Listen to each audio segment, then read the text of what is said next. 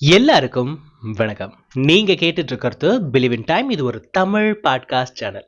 நம்மளோட பாட்காஸ்ட் சேனலுக்கு நீங்க வரது தான் ஃபர்ஸ்ட் டைமா இருந்துச்சுன்னா ஒரு சின்னோண்டு இன்ட்ரோடக்ஷன் மட்டும் நம்ம சேனலை பத்தி கொடுத்துக்கிறேன். இது எது மாதிரியான சேனல் அப்படின்னு பாத்தீங்கன்னா, உங்களோட பர்சனல் லைஃபை டெவலப் பண்ணக்கூடிய குட்டி குட்டி தகவல்கள், நிறைய கருத்துக்கள், நிறைய கதைகள் நம்மளோட பாட்காஸ்ட் சேனல் வந்து உங்களுக்கு கிடைச்சிக்கிட்டே இருக்கும்.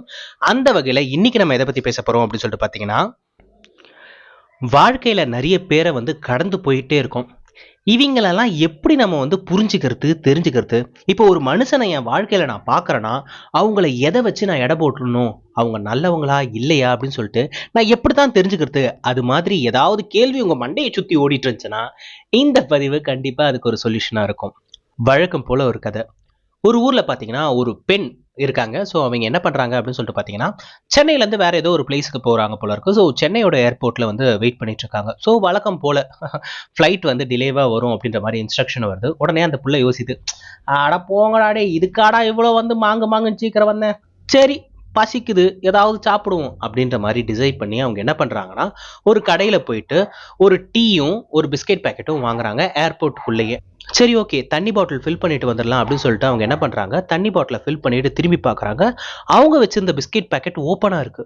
என்னடா அது, பிஸ்கெட் பேக்கெட் நான் பிரிக்கவே இல்லை, ஓப்பனா இருக்கு அப்படின்ற மாதிரி யோசிச்சுட்டு இருக்காங்க. ஒரு ஆள் டக்குன்னு அதுல இருந்து ஒரு பிஸ்கெட் எடுத்து சாப்பிட்டுட்டு இருக்காரு. இவங்களுக்கா செம்ம டென்ஷன் ஆகுது. யாரா அவன்? ஆளு பார்க்கறதுக்கு கெடா மாடு மாதிரி இருக்கிறான். ஒரு பிஸ்கெட் பாக்கெட்டை கூட காசு கொடுத்து வாங்க மாட்டானே அவன். ம், ஆளை பார்த்தா வேற ஒரு மாதிரி இருக்கிறான். சண்டைக்கு போனா வேற பதிலுக்கு சண்டைக்கு வருவான் போல இருக்கு. நமக்கு எதுக்கு வம்பு, போயிடுவோம். ஆனாலும் நம்ம காசு கொடுத்து வாங்கியிருக்கோம், நம்ம எதுக்கு விட்டு கொடுத்து போனோம்? சரி, ஒரு பிஸ்கெட் தானே, பொழைச்சு போட்டோம். யாரோ ஒருத்தவங்களுக்கு பிச்சை போட்டதான் நான் நினச்சிக்கிறேன் அப்படின்ற மாதிரி அவங்க நினச்சிக்கிட்டு அவங்க ஒரு பிஸ்கெட் எடுத்து சாப்பிட்றாங்க. இவன் டக்குன்னு திருப்பி அவங்கள பார்க்குறான். அவங்களுக்கா, நம்மளை ஏன் முறைக்குது இந்த மலை மாடு? ம் நான் காசு கொடுத்து வாங்கியிருக்கேன், வெக்கமே இல்லாமல் அதை எடுத்து தின்னுட்டு என்ன ஏதோ அவன் பிஸ்கெட் எடுத்து தின்ற மாதிரி முறைக்கிறான் பாரு அப்படின்ற மாதிரி மனசுக்குள்ளே நினச்சிட்டு இருக்காங்களே தவிர அவங்க எதுவும் சொல்லலை. அவனும் பார்த்தான், பார்த்துட்டு கண்டுக்கல. அவன் என்ன பண்ணுறான், கொஞ்ச நேரத்தில் அடுத்த பிஸ்கெட்டை எடுக்கிறான்.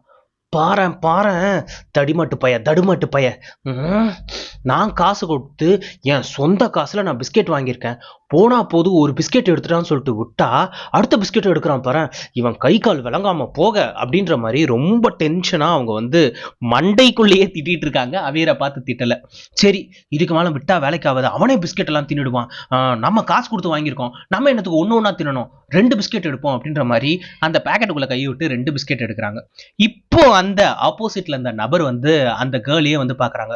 மறுபடி பாக்குறான் பாரு, என்ன மனுஷனா இருப்பான், சூடு சொரணை இல்லாதவன்.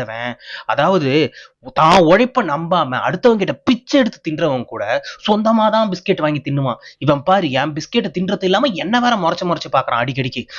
எடுக்க பொறுத்து ஒரு பிஸ்கெட், அதுக்கு வேற 9 வாட்டி பார்ப்பான், எடுத்துக்கப்ப அப்படின்ற மாதிரி ஒரு மாதிரி கேவலமா அவனை லுக் கொடுத்து அவரும் எதுவும் பெருசா கண்டுக்கல. அவர் அடுத்த பிஸ்கெட் எடுத்துடுறாரு. இப்போ அவங்களுக்கா செம்ம கோவம் வருது. ஏன்னா ஏர்போர்ட்ல வந்து எல்லாமே அதிகமான பிரைஸ். அப்ப இந்த பிஸ்கெட் பாக்கெட்டோட விலையும் கொஞ்சம் ஜாஸ்தி தான் போல இருக்கு. அவங்களுக்கு டென்ஷன் ஆயிட்டே இருக்கு. சரி, கண்ட்ரோல் பண்ணு, கண்ட்ரோல் பண்ணு அப்படின்ற மாதிரி அவங்களே கண்ட்ரோல் பண்ணிட்டு இருக்காங்க. ஒரு ஸ்டேஜுக்கு மேல அவங்கள கண்ட்ரோலே பண்ண முடியல. இவனுக்கெல்லாம் உடம்பு கூசுமா கூசாதா? என் பிஸ்கெட் பாக்கெட்டை எப்படி முறைக்கிறான் பாரு. சரி, அவனுக்காக நான் ஏன் பை பண்ணும், நான் என் சொந்த காசுல தானே வாங்கினது, நான் எடுத்து சாப்பிட்றேன் இரு அப்படின்னு சொல்லிட்டு அடுத்த பிஸ்கெட்டையும் எடுத்துடுறாங்க. எடுத்த உடனே அவரும் என்ன பண்றாரு, அவங்களும் வழக்கம் போல ஒரு வாட்டி ஒரு லுக்கு விடுறாரு. லுக்கு விட்டுட்டு அவரோட பிஸ்கெட் எடுத்துறாரு. எடுத்த உடனே உங்களால டென்ஷனை தாங்க முடியல. சை, நான் இவ்வளவு கேவலமா பாக்குறேனே, அப்பயாவது உடம்புல ஏதாவது சூடு சொரண தேகத்துல அங்க இங்கன்னு சொல்லிட்டு ஏதாவது இருந்துச்சுன்னா சி அப்படின்னு சொல்லிட்டு நவுந்து போவான்னு பாக்குறேன், போக மாட்டிருக்கானே, வெக்கமே இல்லாம நின்னும் மொத்த பிஸ்கெட்டையும் தின்னுட்டு இருக்கான். சே அப்படின்ற மாதிரி நினைச்சிட்டு இருக்கப்பதான் 2 பேரும் ஒரு விஷயத்த நோட் பண்றாங்க. அந்த பிஸ்கெட் பாக்கெட்ல இப்போ ஒரே ஒரு பிஸ்கெட் தான் இருக்கு. ஆத்தி, ஒரு பிஸ்கெட் தானே இருக்கு. இதையும் அந்த மலமாடு எடுத்து தின்னுடுச்சுன்னா என்ன பண்றது? அவன் என்னத்து தின்றது? நம்ம எடுப்போம், நம்ம டர்ன் தானே, இப்ப நம்ம தான் எடுக்கணும். நம்ம எடுக்கிறோம், அந்த மொத்த பிஸ்கெட்டையும் நம்ம அவனை பார்க்க வச்சு தின்னணும் அப்படின்ற மாதிரி இவங்க மண்டைக்குள்ள பேசிக்கிட்டே இருக்கிற கேப்புக்குள்ள அந்த மனுஷன் அந்த ஒரு பிஸ்கெட்டையும் எடுத்துடுறாரு. எடுத்த உடனே அவர் ஜென்யூனா என்ன பண்றாரு, சரி இவங்களும் எடுத்துட்டு தானே இருக்காங்க அப்படின்ற மாதிரி அந்த பிஸ்கெட்ல இருந்து பாதியை உடைச்சு அந்த கவருக்குள்ளேயே வச்சுட்டு மீதி பாதியை அவங்க சாப்பிட்டுறாங்க. அவங்களுக்கா டென்ஷன் தாங்கல. சை, இதுல பெரிய ஜென்யூன் நினைப்பு, ஒரு பிஸ்கெட்ல பாதி வைக்கிறாராம். நியாயமான மனுஷன்னா மொத்த பிஸ்கெட்டையும் எனக்கு வச்சிருக்கணும்டா, நான் காசு கொடுத்து வாங்கின பிஸ்கெட், எப்படிதான் இப்படிலாம் இருக்கிறானுங்களோ தெரியல அப்படின்ற மாதிரி இவங்களும் டென்ஷன் ஆனாங்களே தவிர அந்த பிஸ்கெட் சாப்பிடாமலாம் இல்ல. அந்த அரை பிஸ்கெட்டை அவங்க சாப்பிட்டுட்டு அவனை இதுக்கப்புறம் வாழ்க்கையில பார்க்கவே கூடாது அப்படின்ற மாதிரி ஒரு லுக்கு ஒண்ணு விட்டுட்டு அதுக்கப்புறம் என்ன பண்றாங்க, அந்த ஃப்ளைட்லையும் ஏறிடுறாங்க. ஃப்ளைட்ல ஏறினதுக்கு அப்புறம் தான் தெரியுது அவங்களோட பேக் எல்லாத்தையுமே வந்து அரேஞ்ச் பண்ணி வைக்கிறாங்க. அரேஞ்ச் பண்ணி வச்சதுக்கு அப்புறம் அவங்களோட ஹேண்ட் பேக்குள்ள வந்து ஜிப்பை ஓபன் பண்றப்ப பார்த்தா ஜிப்புக்குள்ள அந்த பிஸ்கெட் பாக்கெட் இருக்கு. ஐயையோ! அப்ப நான் பிஸ்கெட் பாக்கெட்ட வெளியவே எடுக்கலையா? அப்ப இவ்ளோ நேரம் அவரோட பிஸ்கெட் பாக்கெட்ட தான் நான் சாப்பிட்டுருக்கேன். அப்ப அந்த மனுஷன் என்ன லுக் விட்டதெல்லாம் நான் என்னென்னலாம் மைண்ட்ல யோசிச்சனோ, அதெல்லாம் அவரும் யோசிச்சிருப்பார்ல. நான் அவரு பிஸ்கெட் தின்னது இல்லாம மலைமாடு, தடிமாடு, எரும மாடுன்னு ஏகப்பட்ட மாடெல்லாம் சொல்லி கூப்பிட்டனே. அவரு என்ன என்னென்னலாம் நெனச்சிருப்பாரு. ச்சே! அவர் நெனச்சிருந்தா என்ன கத்தியிருக்கலாம், திட்டியிருக்கலாம். ஆனா அந்த மனுஷன் ஒரு இடத்துல கூட ரியாக்ட் பண்ணல. ஆனா அவர் பார்க்கறதுக்கு வியர்டா இருக்கிறாருன்ற ஒரே காரணத்துக்காக அவர் என் பிஸ்கெட் பாக்கெட்டை திருடி தின்னு இருப்பாரு அப்படின்ற அளவுக்குலாம் நான் யோசிச்சிட்டேன் பாரு. ஏர்போர்ட்ல பிளைட் புக் பண்ண தெரிஞ்ச ஒருத்தனுக்கு ஒரு பிஸ்கெட் பாக்கெட் வாங்க முடியாதானே என் மூளை யோசிக்கல பத்தியா. ச்சே, நம்ம எவ்வளவு கேவலமா நடந்துக்கிட்டோம் அப்படின்ற மாதிரி அந்த கேர்ள் அதுக்கப்புறம் தான் ரியலைஸ் பண்றாங்க.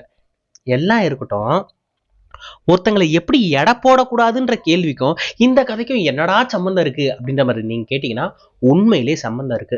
ஏன்னா இன்னைக்கு நம்ம வாழ்க்கையில எல்லாரையுமே கடந்து போயிட்டே இருக்கும். அதுல நல்லவன் யாரு கெட்டவன் யாருன்னு கண்டே பிடிக்க முடியல. ஒரு காலத்துல எங்க அம்மா சொல்லுவாங்க, அதெல்லாம் கெட்டவங்க மூஞ்ச பார்த்தே கண்டுபிடிச்சிடலாம். சில மூஞ்செல்லாம் வந்து அதுக்குன்னே எழுதி ஓட்டின மாதிரி இருக்கும். பழைய படத்தெல்லாம் பார்த்தோன்னா வில்லனுங்க மூஞ்சில தழும்பு, கோடு, இந்த மறு இந்த மாதிரிலாம் இருக்கும். ஆளு பார்க்கறதுக்கே வியர்டா இருப்பாங்க. ஆத்தி டேஞ்சர் பிளோ போல இருக்குன்னு சொல்லிட்டு நம்ம கொஞ்சம் சேஃபா இருக்கலாம். ஆனா இன்னைக்கு காலகட்டத்துல அம்புட்டு பயணம் நல்லவனோட ரொம்ப மோசமான நல்லவனா தெரியறானுங்க. சோ உண்மையா அவனுங்களோட கேரக்டர் என்னது, அவனுக்கு என்ன மாதிரி பாதிப்பெல்லாம் ஏற்படுத்த போறாங்க எதுவுமே தெரியல. அம்புட்டு பேருமே ஒரு மாஸ்க ஒண்ணு போட்டுக்கிறானுங்க. அந்த மாஸ்க்குள்ள வந்து அவனுக்கு நல்லவனுங்களா கெட்டவங்களான்னு கண்டே பிடிக்க முடியல. அப்படி இருக்கிறப்ப உருவத்தை வச்சு மட்டும் ஒருத்தங்களை வந்து எடை போட்டுறாதீங்க. ஒருத்தங்களை பத்தி நீங்க நல்லா தெரிஞ்சுக்கணும்னா அவங்க கூட பழகி மட்டும்தான் தெரிஞ்சுக்க முடியுமே தவிர ஜஸ்ட் லைக் தட் கடந்து போறதால அவங்க இப்படிதான் இவங்க இப்படிதான் அப்படின்னு சொல்லிட்டு நீங்க வந்து ஜட்ஜ் பண்ணவே முடியாது. எனக்கு நல்லவன் தெரியிற ஒரு நபர் வந்து உங்ககிட்ட பழகுறப்ப கெட்டவனா கூட இருக்கலாம். உங்களுக்கு கெட்டவனா தெரியிற ஒரு நபர் ஏன் கூட பழகுற இவரை போய் இப்படி சொல்லிட்டாங்களே, இவர் ஒரு மனித குல மாணிக்கங்க அப்படின்னு சொல்ற அளவுக்கு கூட அவங்க நடந்துக்கலாம். சோ இந்த நல்லவன் கெட்டவன் அப்படின்ற ஒரு விஷயம் நாம பழகி பார்த்து நம்மளோட புரிதல்ல மட்டும்தான் தெரிஞ்சுக்க முடியும். ஒரு வாட்டி நானும் எங்க அம்மாவும் வந்து ஏதோ ஒரு விஷயத்துக்காக ஊருக்கு போறோம். சோ ஊருக்கு போறப்ப எங்க அம்மா வயது மதிக்கத்தக்க ஒருத்தங்க வந்து எங்ககிட்ட வந்து பக்கத்துல வந்து நின்னுட்டு பேச ஆரம்பிக்கிறாங்க. அம்மா தப்பா எடுத்துக்காதீங்க, நான் வந்து வெளியூரு இங்க பையனை பார்க்கறதுக்காக வந்தேன். வந்த இடத்துல பிட் பாக்கெட் அடிச்சுட்டாங்க. என் கிட்ட இருந்த பர்ஸை எடுத்துட்டு போயிட்டாங்க. நான் திருநெல்வேலி போகணும். என் கையில காசே இல்லை. இருந்த எல்லாத்தையும் எடுத்துட்டு போயிட்டாங்க. தப்பா எடுத்துக்காதீங்கம்மா. உங்க அட்ரஸ் கூட கொடுங்க. நான் உங்க அட்ரஸ்க்கு காசை கூட திருப்பி அனுப்பிச்சிடுறேன். எனக்கு ஊர் போறதுக்கு மட்டும் காசு கொடுக்க முடியுமா அப்படின்ற மாதிரி கேட்குறாங்க. எங்க அம்மாவா பொசுக்குன்னா உங்களை மேல இருந்து கீழே வரைக்கும் பார்த்துட்டு ஒன்றும் இல்லைம்மா, நீங்க வேற யாராவது கேட்டுக்கங்க அப்படின்ற மாதிரி சொல்றாங்கம்மா. அவங்கள பாரு, அவங்கள பார்த்தா என்ன பொய் சொல்ற மாதிரியா இருக்குது? பார்க்கறதுக்கே எப்படி இருக்கிறாங்க? எனக்கு அவங்கள பார்த்தா உன்னை பார்க்குற மாதிரியே இருக்குமா? அவங்க போய் ஏமாத்துற மாதிரி நீ இப்படிலாம் பண்ற. அம்மா அதெல்லாம் காசை கூட திருப்பி கூட கொடுக்க வேணாமா, நீங்க பார்த்து பத்திரமா போய் சேருங்கம்மா அப்படின்ற மாதிரி சொல்லி நான் ஒரு அமௌண்ட்டை அவங்க கிட்ட கொடுத்துட்டேன். எங்க அம்மாவா என்னை திட்டிக்கிட்டே இருக்கிறாங்க. ஏய் லூசு மாதிரி பண்ணாதடா, அவங்கள பார்த்தாவே ஒரு மாதிரி எனக்கு தோணுதுடா, ஏதோ தப்பா இருக்கிற மாதிரி தோணுதுடா, நீ ஏன்டா அவங்கள நம்பிலாம் காசு கொடுக்குற அப்படின்ற மாதிரி சொன்னாங்க.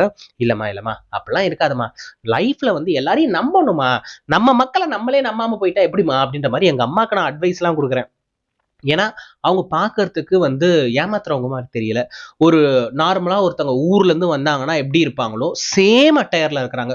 ஒரு ஊர்ல இருந்து வர்றவங்க என்ன மாதிரி ஒரு ட்ரெஸ் பண்ணிருப்பாங்க, என்ன மாதிரி கையில பேக் வச்சிருப்பாங்க, அதே மாதிரியே அதே டிட்டோவா அவங்க இருக்கிறாங்க. ஸோ எனக்கு அவங்க ஏமாத்துற மாதிரி ஃபீல் ஆகல. நான் அந்த டைம்ல காசு கொடுத்துட்டேன்.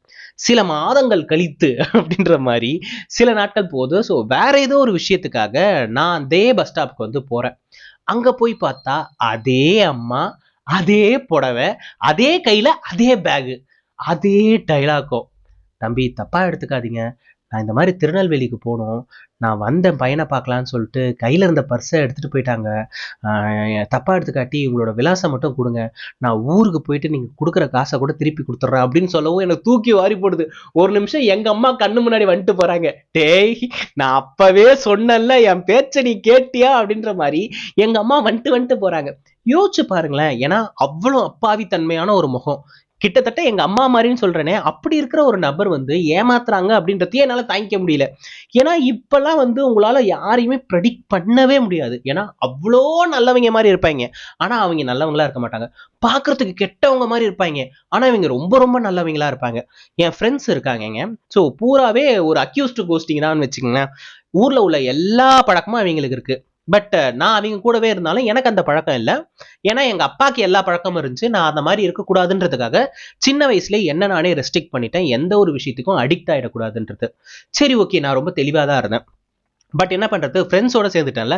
ஸோ அதனால நான் அவங்க கூட ஒயின் ஷாப்புக்குலாம் போவேன். பட் குடிக்க மாட்டேன், கூட மட்டும் இருப்பேன். ஸோ இந்த மாதிரி தான் போவேன். ஸோ என் ஃப்ரெண்ட்ஸும் வந்து ரொம்ப கண்டினியூவா குடிக்கிற டைப்லாம் கிடையாது. எப்பயாவது அக்கேஷனலாக குடிக்கிற டைப். ஸோ காலேஜ் டைம்ல வந்து ஸோ நாங்கள் எல்லாம் போகிறோம், ரிட்டனும் வரும். ரிட்டன் வர்றப்ப என்ன ஆகுதுன்னா, என் ஃப்ரெண்டு கொஞ்சம் ஓவர் ஆயிடுச்சு. அவனை ஒரு வழியா எடுத்துட்டு போயிட்டு அவங்க வீட்டில் வந்து விடணும். நான் வீட்லயும் விட்டுட்டேன். வீட்டில் விட போற டைம்ல பார்த்து அவன் வாந்தி எடுப்பானா. ஸோ பயங்கரமா வாந்தி எடுத்துக்கிட்டே இருக்கான். அந்த வீட்டில் ஒரு பாட்டி இருக்காங்க, அதாவது என் ஃப்ரெண்டோட பாட்டி. அந்த பாட்டிக்கு என்ன கண்டா என்ன தெரியும்னு தெரியாது. எப்ப பார்த்தாலும் என்னை பார்த்தாலே திட்டும். எப்ப பார்த்தாலும் வந்துடுறாங்க என் பேரனை கெடுக்கிறதுக்குன்னே. அவன் கெட்டு குட்டிச்சோரா போறான் பாரு, ஒரு நாள் இல்ல ஒரு நாள். இதுக்கப்புறம் அவன் கெடுறதுக்கு என்ன இருக்குன்னு தான் தெரியல. ஏன்னா அது வந்து ஒரு பால் டப்பான்னு நினைச்சிட்டு இருக்காங்க. அது ஒரு பால் டாயில் டப்பா அப்படின்றது அவங்களுக்கு தெரியல. அப்படி இருக்கிற பாட்டி எப்பவுமே என்ன முன்னுதாரணம் காட்டி அவனை வந்து எதனா சொல்லிட்டே இருப்பாங்க. சந்திரசேகரே, நீ சேர்ற கூட்டு சரியில்லை பாத்துக்க அப்படின்ற மாதிரி அடிக்கடிக்கு சொல்லிட்டு போவாங்க. எனக்கா டென்ஷன் ஆகும். டேய், உன் பாட்டி அடிச்சு பல்லைகள்லாம் உடச்சிடலான்னு பார்த்தா அதுக்கு பல்லே இல்ல, அதனால மட்டும் சும்மா விடுறேன்டா அப்படின்ற மாதிரி சொல்லிட்டு இருப்பான். அவனும் பெருசா அதெல்லாம் கண்டுகிட்டது இல்ல. அவங்க என்ன சொல்றாங்கன்னா, இன்னைக்கு அவன் வாந்தி எடுத்ததுக்கு காரணம் வந்து கேக்குறாங்க, ஏன்டா தம்பி வாந்தியா எடுத்துட்டு இருக்க, என்னடா ஆச்சு தம்பி உன் உடம்புக்கு அப்படின்னு சொல்லிட்டு அவங்க அக்கறையா கேட்டுட்டு இருக்காங்க. இவரு அக்கறையில அவங்க அக்கறையில ஈமுக்க அப்படின்ற மாதிரி இவன் ஒண்ணு என்ன சொல்றான், பாட்டி நான் அப்பவே சொன்னேன் பாட்டி, அந்த பஸ் கூட்டமா இருக்கு, அடுத்த பஸ்ல போலான்ட்டு. இவன் தான் பாட்டி கேட்கவே இல்லை, அந்த கூட்டமான பஸ்லயே ஏத்திட்டானா, அதான் எனக்கு வாந்தி வாந்தியா வருது பாட்டி அப்படின்ற மாதிரி சொல்லுவோம். அந்த பாட்டியா திரும்பி என்ன உக்கிரமா பார்த்துட்டு இருக்கு. ஐயோ, இந்த பாட்டி தொல்லைய வேற தாங்க முடியலையே அப்படின்ற மாதிரி நான் வேற நினைச்சிட்டு இருக்கேன். பட் அந்த பாட்டி அதை நம்புறாங்க. ஏன்னா என் ஃப்ரெண்டோட முகம் வந்து அவ்வளவு இன்னசென்ஸா இருக்கும். இவன்லாம் அந்த தப்பு பண்ணிருப்பான் அப்படின்னு நான் சொன்னா கூட நம்ப மாட்டாங்க, அப்படி இருக்கும் அவனோட முகம். என்கிட்ட பாத்தீங்கன்னா, அப்போ நீ மட்டும் பெரிய டெரர் பீஸா இருப்பியா அப்படின்ற மாதிரி கேட்டீங்கன்னா, நான் ஒன்னும் அவ்வளவு டெரர் பீஸ் எல்லாம் கிடையாது. பட் கையில மட்டும் பாத்தீங்கன்னா, நான் காலேஜ் படிக்கிற காலத்துல இந்த சிம்பு வந்து கையில போட்டிருப்பாரு பாத்தீங்க, கருப்பு கலர்ல அப்படியே வட்ட வட்ட வட்ட வட்டமா இருக்கும்ல, வல்லவன் படத்துல மன்மதன் படத்துல போட்டிருப்பாருல, அந்த மாதிரி கையில போட்டிருப்பேன். அந்த ஒரே ஒரு காரணத்துக்காக அந்த பாட்டியோட பார்வையில நான் பொறுக்கியாதான் கடைசி வரைக்கும் தெரிஞ்சேன். அவங்க பேரன் கடைசி வரைக்கும் அவங்களுக்கு நல்லவங்களா தான் தெரிஞ்சாங்க. இதை நான் ஏன் மறுபடி சொல்றேன் அப்படின்னு சொல்லிட்டு பாத்தீங்கன்னா, இங்க ஒவ்வொருத்தரோட கண்ணோட்டமும் அந்த முகத்தை வச்சு மட்டும்தான் அளவுக்கு அதிகமா இருக்கு. சோ ஒருத்தங்க கிட்ட நீங்க பழகி பாத்தீங்கன்னா தான் இன்னும் அளவுக்கு அதிகமா அவங்கள பத்தி தெரிஞ்சுக்க முடியும், புரிஞ்சுக்க முடியும். சோ பெட்டர், யாரையுமே வந்து பார்த்த உடனே ஜட்ஜ் பண்ணிடாதீங்க. முதல்ல பழகுங்க, தெரிஞ்சுக்குங்க, அதுக்கப்புறம் புரிஞ்சுக்குங்க. அதுக்கப்புறம் உங்களுக்கே தெரிஞ்சிடும் இவன் வந்து எப்படிப்பட்டவன், இவன் கிட்ட எப்படி பேசணும், எப்படி பழகணும் அப்படின்றது உங்களுக்கே தெரிஞ்சிடும். உங்களுக்கு தெரிஞ்சதுக்கு அப்புறம் நீ எடுக்கிற முடிவு சரியா தான் இருக்கும். பட் அவன் சொல்லிட்டான் இவன் சொல்லிட்டான்னு சொல்லிட்டு அவனோட கண்ணாடியை தூக்கி உங்ககிட்ட மாட்டிக்கிட்டு அவனோட பார்வையில யாரையும் பார்க்காதீங்க. அவங்க சொல்ற எல்லாமும் நல்லாதான் தான் இருக்கும், கரெக்டா தான் ஒர்க் ஆகும் அப்படின்ற மாதிரிலாம் எதுவும் கிடையாது. சில நேரம் உங்களோட ஃப்ரெண்ட்ஸோட கணிப்பு, உங்க அப்பா அம்மாவோட கணிப்பு, உங்க கூட இருக்கிறவங்களோட கணிப்பு தப்பா கூட இருக்கும், நீங்க ஒரு நபர்கிட்ட நேர்ல பார்த்து பேசி பழகும் போது. ஐ ஹோப் இன்னைக்கான இந்த பதிவு கண்டிப்பா எல்லாருக்கும் பயனுள்ளதா இருக்கும் நான் நினைக்கிறேன் அண்ட் நம்புறேன். இன்னொரு நாள் இன்னொரு நல்ல கதையோடும் கருத்தோடும் கண்டிப்பா நான் உங்களை வந்து சந்திக்கிறேன். அதுவரை உங்களிடமிருந்து விடைபெறுவது நான் மட்டும்தான். நன்றி. இந்த பாட்காஸ்ட்டை நீங்கள் இவ்வளோ நேரம் கேட்டுட்டு இருந்தீங்கன்னா உண்மையிலே ரொம்ப ரொம்ப சந்தோஷமா இருக்கு. ஏன்னா ஒரு பாட்காஸ்ட்டை கிட்டத்தட்ட ஒரு 10 நிமிஷத்துக்கு மேலே டைம் ஸ்பெண்ட் பண்ணி கேட்கறதுன்றது ஒரு சாதாரண விஷயம் கிடையாது. உங்களுக்கு அளவு கடந்த நிறைய பொறுமை இருக்கு அப்படின்ற மாதிரி தான் அர்த்தம். ஸோ இந்த பொறுமையை எடுத்துட்டு போய் உங்களோட பர்சனல் லைஃப்லையும் யூஸ் பண்ணி பாருங்க. ஏன்னா பொறுமையா ஒரு விஷயத்தை நீங்க ஹேண்டில் பண்றப்ப உங்ககிட்ட பேசுற நபராகட்டும், ஒரு சூழ்நிலையாகட்டும், ஒரு சந்தர்ப்பமாகட்டும், அதை நீங்க வந்து மெச்சூர்டா ஹேண்டில் பண்ணுவீங்க. நீங்க எப்போ காமா இருக்கிறீங்களோ அப்ப நீங்க எடுக்கிற முடிவு ஒவ்வொன்றும் மிகச் சரியாவும் துல்லியமாகவும் இருக்கும். ஸோ அதனால உங்களை எப்பவுமே வந்து கொஞ்சம் பொறுமையான ஸ்டேட்லேயே வச்சுக்கோங்க. உங்களை எப்பவுமே நிதானமா காமா வச்சுக்கோங்க. அப்போ நீங்க சரியான ஒரு விஷயத்தை நோக்கி தான் பயணப்பட்டிருப்பீங்க. எல்லா மனசுமே ஒரு சின்னோண்டு பாராட்டுக்கு தானே எங்கே கிடக்கு. உங்களுக்கு இந்த பதிவை பத்தியோ இல்ல என்ன பத்தியோ ஏதாவது சொல்லணும்னு இருந்துச்சுன்னா அதை மறக்காம கமெண்ட் பாக்ஸ்ல வந்து சொல்லுங்க. உங்களோட ஒவ்வொரு கமெண்ட்டையுமே நான் வாசிச்சுட்டு தான் இருக்கிறேன். என்னோட ரெகுலர் ஆடியன்ஸ் கிட்ட இருந்து நான் எதிர்பார்க்குற விஷயம் எல்லாம் ஒரு சப்ஸ்கிரைபும் அந்த கமெண்ட்டும் மட்டும்தான். இந்த 2 விஷயத்தை நீங்க பண்ணிட்டீங்கனாலே நான் ஆல்மோஸ்ட் சாட்டிஸ்ஃபைடு. நான் ஆல்ரெடி சொன்ன மாதிரி நாளைக்கு இன்னொரு கதையோடும் கருத்தோடும் கண்டிப்பா நான் உங்களை வந்து சந்திக்கிறேன். அதுவரை உங்களிடமிருந்து விடைபெறுவது நான் மட்டும்தான். நன்றி.